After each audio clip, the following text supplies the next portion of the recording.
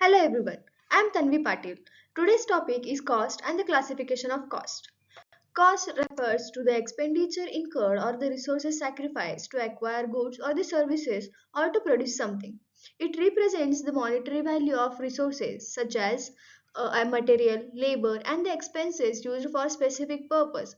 In cost accounting terms, the cost is the amount of expenditure, actual or notional, incurred on or attributable to a given thing.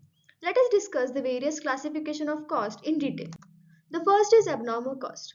Abnormal cost refers to the cost that arises due to abnormal, unexpected, or non recurring events and does not form a part of a normal business operations.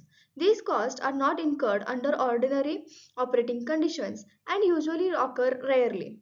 Abnormal costs are not controllable by the management and do not contribute to a productive efficiency. Such costs are treated as a losses and are shown separately in a cost accounts. They are transferred to a costing profit and loss account and are not included in the cost of production. The examples of abnormal cost includes losses due to the fire, flood, theft and or abnormal wastage caused by accidents or machine breakdowns. The second type is the controllable cost. Controllable cost is the cost that can be influenced or regulated by the actions of a particular manager or the department within a given period. These costs depends largely on the managerial efficiency and decision making. A cost may be controllable at one level of the management but uncontrollable at another level. Controllable cost plays an important role in the responsibility accounting and performance evaluation. Proper control over such cost helps in improving operational efficiency. The examples include raw material cost controlled by the purchase manager, labor cost purchase controlled by the production supervisor, and the advertising expenses controlled by the marketing manager. The third type is the shutdown cost. Shutdown cost refers to the cost incurred when a business or a factory is temporarily closed or suspended, but a certain unavoidable expenses continues to be incurred. These costs arises even when the production activities are completely stopped. Shutdown costs are generally fixed in nature and do not add any value to the production. Such costs occur due to the reason like labor strikes, shortage of raw material, repairs, or the adverse market conditions. These costs cannot be avoided in a short run. The examples of shutdown costs include salaries of watchmen, factory rent, insurance charges, and a minimum maintenance expenses during the shutdown period. The fourth type is the capacity cost. Capacity cost is the cost incurred to maintain the production capacity of the organization, irrespective of whether the production takes place or not.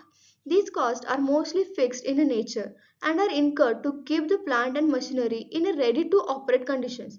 Capacity costs do not vary with the level of output and are essential for a long-term operations of the business. They help in identifying idle capacity and assessing efficiency. The examples of capacity cost includes the depreciation of machinery, factory rent and salaries of supervisors and technical staff. Fifth type is the urgent cost. Urgent cost is the cost that must be incurred immediately to avoid serious losses, damage, or interruption in a business operations.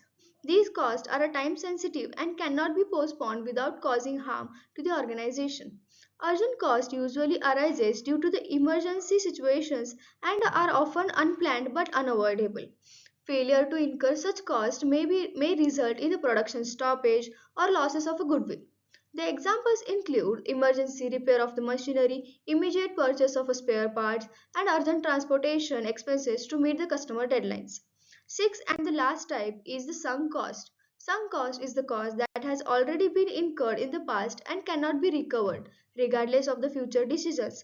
These costs are historical in nature and remain unchanged even if the project or the activity is discontinued. Some costs are irrelevant for the decision making and should not influence managerial decisions. Considering sunk cost may lead to a poor or irrational business decisions.